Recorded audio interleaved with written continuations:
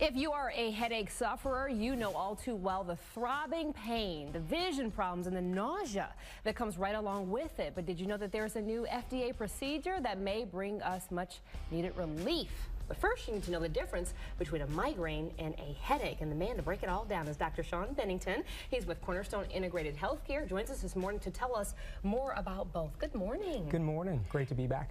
It's always a pleasure to have you because we learn how to find some relief when it comes to pain.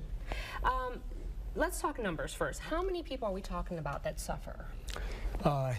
It's surprisingly a lot, especially in the U.S. right now. It's basically 1 out of every 10 Americans suffer from migraines.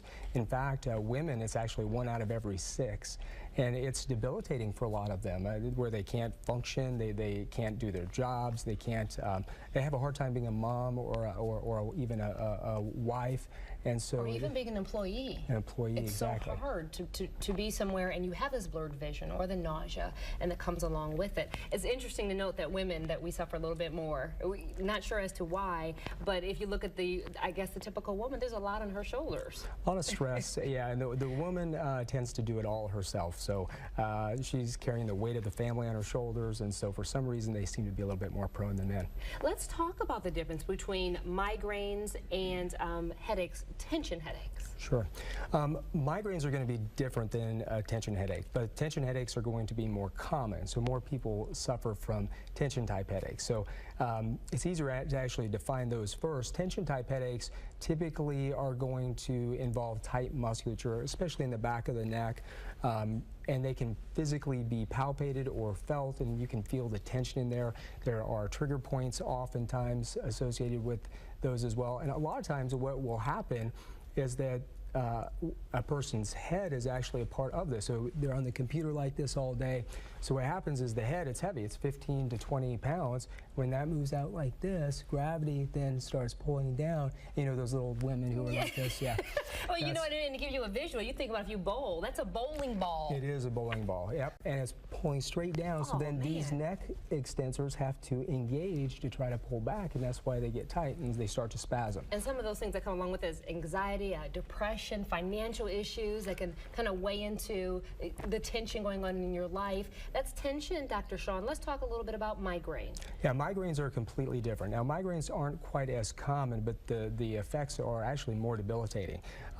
With a migraine, it's typically going to, patients typically going to have pain around the eyes, around the forehead, and or deep inside the skull.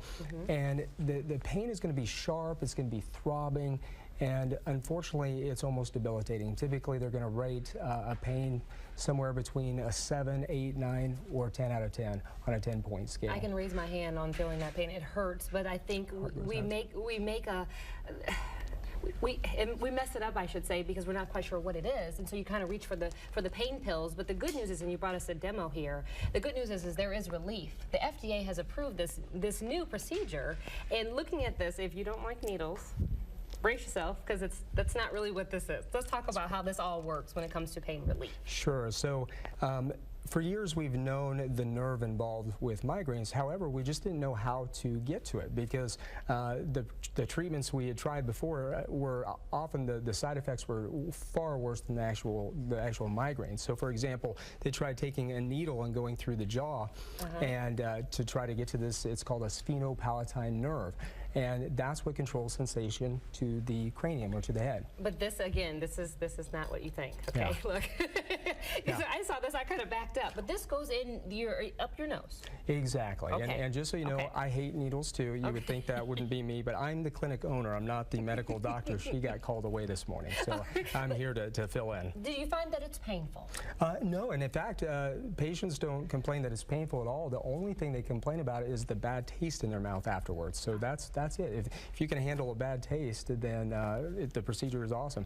But the headaches go away, and you'll work with patients when it comes to health insurance. We have even more information that is linked to Dr. Sean if you want to make an appointment, if you have questions for his team at Cornerstone Integrated Healthcare. You can call the number on your screen, which is 913-492-2225. Also, go online to cornerstoneintegratedhealthcare.com. Thank you, Dr. Sean. My pleasure. Thanks.